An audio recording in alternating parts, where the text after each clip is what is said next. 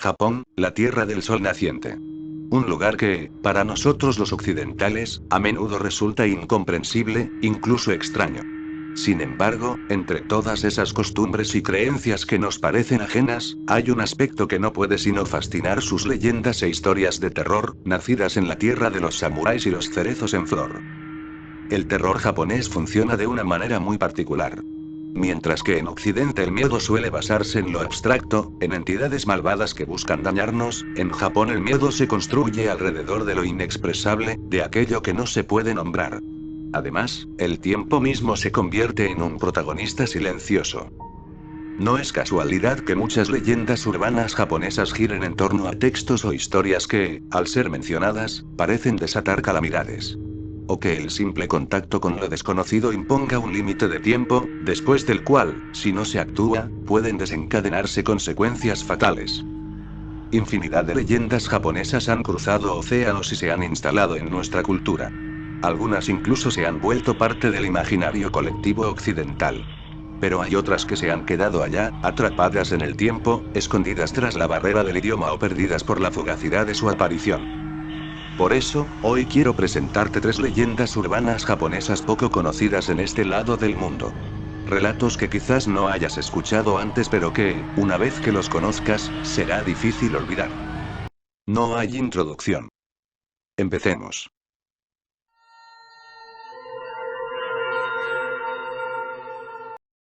Shinya Matsuoka tenía solo 4 años cuando desapareció sin dejar rastro el 7 de marzo de 1989, en la prefectura de Tokushima, Japón. Su familia estaba de visita en casa de unos parientes, en una zona rural tranquila, rodeada de caminos estrechos y vegetación densa. El niño jugaba normalmente, bajo la supervisión de su padre. En un momento, mientras subían unos escalones, su padre lo ayudó a pasar y luego se giró por un instante. No pasaron más de 20 segundos. Al volverse, Shinya ya no estaba. Se desvaneció sin que nadie viera ni escuchara nada. Comenzó una búsqueda frenética. Familiares, vecinos, bomberos y autoridades peinaron la zona durante días. Buscaron en ríos, zanjas, bosques cercanos, pozos, bajo construcciones. No había rastro alguno. Tampoco se hallaron huellas ni señales de vehículos o sospechosos. Los vecinos aseguraron no haber visto a nadie extraño en la zona. No había razones aparentes para pensar en un secuestro, pero tampoco había pistas de una fuga o accidente. Todo era desconcertante. 9 días después de la desaparición, ocurrió algo aún más inquietante. La familia recibió una llamada telefónica. Una mujer, que dijo llamarse Mariko Nakahara, aseguraba trabajar en un jardín infantil. Preguntó cuándo regresarían y ofreció dinero como compensación, pero sus palabras eran vagas, casi confusas. La familia investigó, pero no existía ninguna mujer con ese nombre ni ninguna institución que coincidiera con la descripción. La llamada parecía una broma cruel o una pista que nadie supo interpretar. A lo largo de los años, el caso de Shinya quedó como uno de los más misteriosos de Japón. Nunca se encontraron pruebas, testigos, ni confesiones. Y sin embargo, la historia no terminó allí. En 2018, casi 3 décadas después, un joven llamado Rito Wada apareció en un programa de televisión japonés dedicado a personas desaparecidas. Su familia sospechaba que él podría ser el niño desaparecido. Las similitudes físicas y la edad coincidían. La historia causó revuelo. Se realizaron pruebas de ADN para comparar con los padres de Shinya. Pero los resultados fueron negativos. No era él. El caso volvió al punto cero.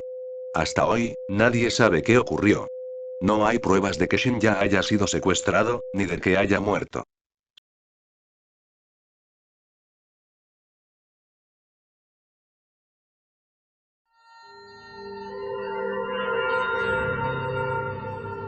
Peko-chan es, oficialmente, la tierna y simpática mascota de Fujiya, una de las marcas de dulces más conocidas de Japón. Su rostro es icónico: una niña de 6 años, con coletas, grandes ojos y una lengua fuera como si estuviera saboreando algo delicioso.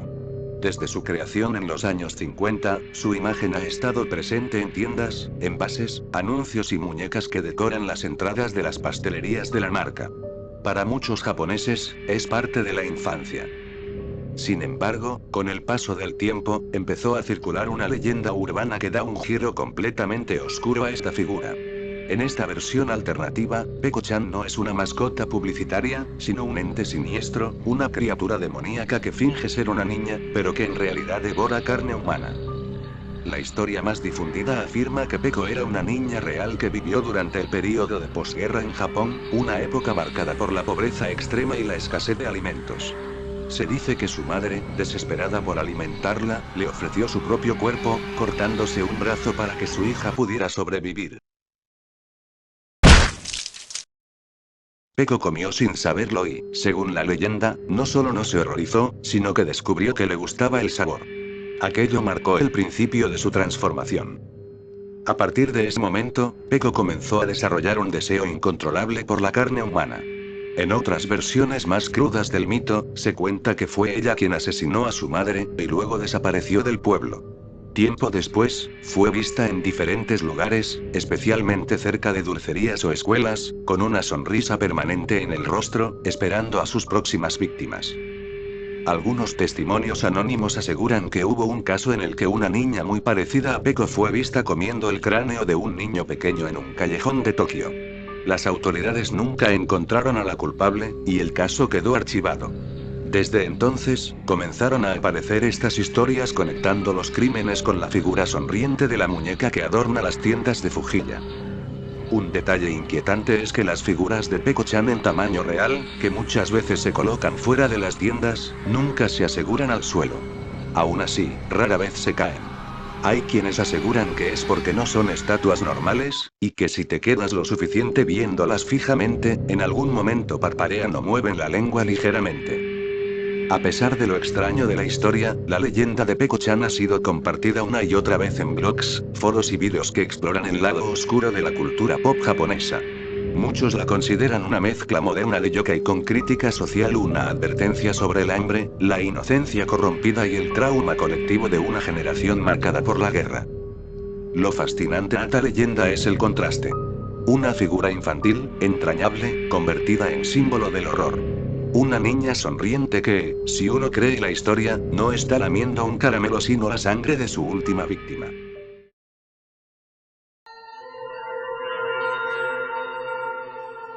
El 7 de septiembre de 2001, un usuario anónimo apareció en el foro japonés 2CH, lo que hoy conocemos como 5CH, con un mensaje enigmático.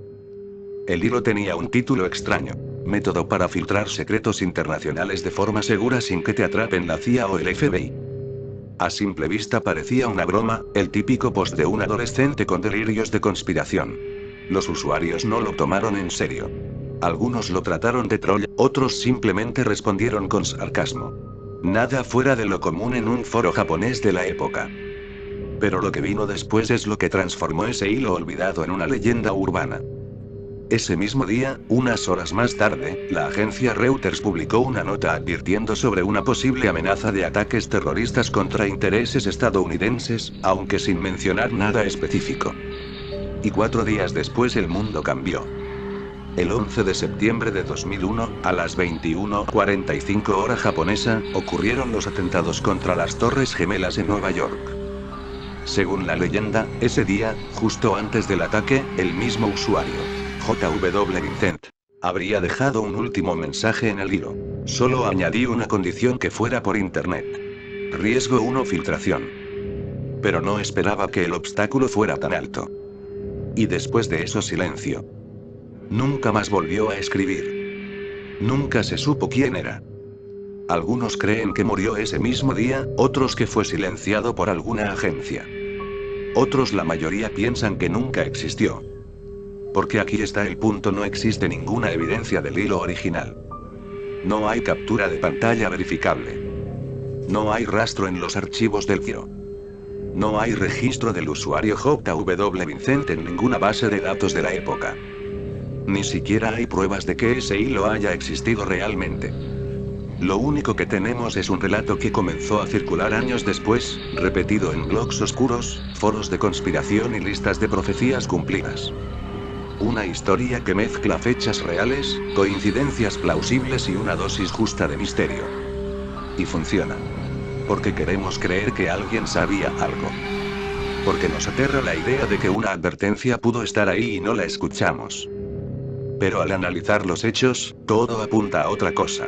Una construcción posterior. Una coincidencia retroactivamente conectada. Una leyenda de Internet nacida del caos y el miedo. Estas historias no aparecen porque sí. Surgen cuando la incertidumbre es demasiado grande. Cuando la verdad nos parece insuficiente. Y cuando Internet, con su memoria fragmentada y sus archivos borrosos, nos da espacio para completar los vacíos con imaginación. Ese aislamiento que se impuso Japón durante el shogunato Tokugawa decantó en la proliferación de una cultura realmente propia y particular, con poca o nula injerencia extranjera. Y si consideramos que Internet es parte de nuestra cultura, de más estaría decir que el Internet japonés es un verdadero y fascinante depositario de historias inquietantes y fuera de lo común. Historias que ya no tienen excusa como las distancias o la barrera del idioma. ¿Quién sabe? Tal vez sea necesario seguir buscando en esos rincones, tal vez algún día nos encontremos con algo que los gaijin no podemos manejar. Te agradezco por haberte tomado el tiempo de ver este vídeo. Si te ha gustado lo que has visto, te agradecería que me regalaras un like o un comentario, de más está decir que una suscripción me ayudaría muchísimo a seguir subiendo vídeos para ti. Nos vemos pronto.